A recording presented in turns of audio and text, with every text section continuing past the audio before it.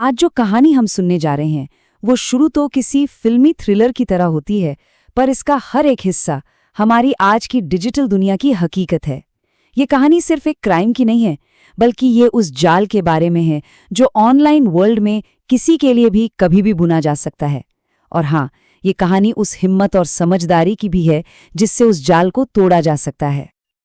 तो देखते हैं आज की कहानी में क्या क्या होने वाला है। सबसे पहले एक डरावना मैसेज, फिर ब्लैकमेलर की एक नई चाल, कहानी में एंट्री होगी एक अनजाने मददगार की, और फिर शुरू होगा उस जाल को तोड़ने का सिलसिला, और आखिर में खुलेगा एक चौंकाने वाला सच, और हम जानेंगे कि इस पूरी कहानी से हमें क्या सीख मिलती है। तो चलिए कहानी के पहले पड़ाव से शुरू करते हैं। तो हमारी कहानी का मेन कैरेक्टर है रूहान। ऑफिस में एक लंबा थका देने वाला दिन गुजारकर वो बस अभी घर लौटा ही है। दिमाग में बस एक ही चीज चल रही है कि बस अब आराम करना है। लेकिन उसे इस बात का जरा भी अंदाजा नहीं था कि उसके फोन की एक छोटी सी बीप उसकी पूरी दुनिया हिलाने वाली है। जरा सोच कर देखिए, दिन भर की थकान के बाद आप घर आए हैं और आपके फोन पर यह मैसेज आता है। किसी का भी दिल बैठ जाएगा, है ना? रूहान के साथ भी ठीक यही हुआ। एक अनजाने नंबर से आया ये मैसेज किसी बुरे सपने की शुरुआत जैसा था। और ये कोई खोखली धमकी नहीं थी, नहीं, मैसेज के साथ एक तस्वीर भी थी, और वो तस्वीर रूहान की दुनिया पलटने के लिए काफी थी। ऑफिस पार्टी की एक हंसती खेलती फोटो को इतनी सफाई से मॉर्फ किया गया था कि वो बेहद शर्मनाक लग रही थी। मतलब एक ही झटके में उसकी अपनी पर्सनल लाइफ उसी के खिलाफ एक डिजिटल हथियार बन चुकी थी। ये देखते ही रूहान के हाथ कांपने लगे, दिमाग एकदम सुन्न पड़ गया। उसके जहन में बस एक ही बात गूंज रही थी कि ये तस्वीर किसी भी कीमत पर बाहर नहीं जानी चाहिए। उसकी नौकरी, उसकी इज्जत, जो उसने सालों की मेहनत से कमाई थी, सब कुछ दांव पर लग गया था। जैसे तैसे उसने खौफ में पूरी रात काटी, ये सोचकर कि शायद सुबह कोई रास्ता निकलेगा। लेकिन अगली सुबह राहत नहीं बल्कि एक और बड़ी मुसीबत लेकर आई। अब ब्लैकमेलर सिर्फ पैसों का दबाव नहीं बना रहा था, नहीं, वो रूहान के दिमाग के साथ खेल रहा था, उसे साइकोलॉजिकली घेर रहा था। सुबह सुबह एक और मैसेज आया, और इस बार की धमकी और भी ज्यादा डरावनी थी। पैसे लेकर आना, और हाँ, पुलिस के पास जाने की सोचना भी मत, हम सब देख रहे हैं। सोचिए, ये आखिरी लाइन, हम सब देख रहे हैं, ये किसी की भी हिम्मत तोड़ने के लिए काफी है। रूहान को लगा जैसे वो अकेला पड़ गया है, बिल्कुल बेबस, और उसकी हर एक हरकत पर किसी की नजर है। और यही एक सवाल रूहान के दिमाग को खाए जा रहा था। आखिर इन्हें पता कैसे चल रहा है? कौन है ये? क्या कोई उसका पीछा कर रहा है, या फिर कोई इतना करीब है जिसके बारे में वो सोच भी नहीं सकता? शक का कांटा हर किसी पर घूम रहा था।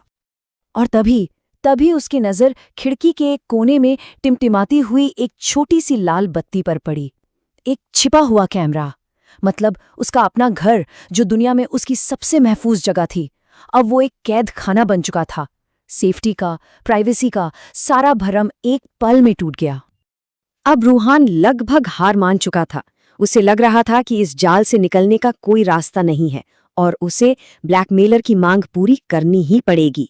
लेकिन कहते हैं ना, जब सारे रास्ते बंद हो जाते हैं तब कोई ना कोई खिड़की खुलती है। ऑफिस में उसकी एक नई कलीग थी, आर्या। उसने रूहान के चेहरे पर छाई परेशानी को नोटिस कर लिया। बहुत हिम्मत करके रूहान ने आर्या को सब कुछ सच सच बता दिया, और बस यहीं से कहानी ने एक नया मोड़ लिया। पता चला कि आर्या सिर्फ एक कलीग नहीं है, वो साइबर क्राइम की स्टूडेंट रह चुकी है। उसे इन सब चीजों की अच्छी खासी समझ थी। उसने बिना एक पल गंवाए मामले को अपने हाथ में ले लिया। आर्या ने जैसे ही उस तस्वीर को देखा, उसने एक ऐसी बात कही जो रूहान के लिए उम्मीद की पहली किरण थी। उसने कहा, ये एक स्टॉक इमेज एडिटिंग पैटर्न है। मैंने ऐसा पहले भी एक केस में देखा है। अचानक मामला सिर्फ डर और धमकी का नहीं रहा, बल्कि एक पहेली बन गया। एक ऐसी पहेली जिसे अब सुलझाया जा सकता था। तो बस अब डर की जगह स्ट्रैटेजी ने ले ली थी। आर्या ने फौरन एक प्लान बनाया। अब वो लोग ब्लैकमेलर के इशारों पर नहीं नाचने वाले थे, बल्कि अब वो उसके लिए एक जाल बिछा रहे थे। अब वो शिकार नहीं, शिकारी बनने वाले थे। अब खेल शुरू हो चुका था। ब्लैकमेलर बहुत चालाक बनने की कोशिश कर रहा था। उसने पहले पैसे लेकर एक पार्क में आने को कहा, फिर अचानक लोकेशन बदलकर एक सुनसान बिल्डिंग कर दी और फिर आखिरी में उसे एक पुराने गोदाम में बुलाया गया।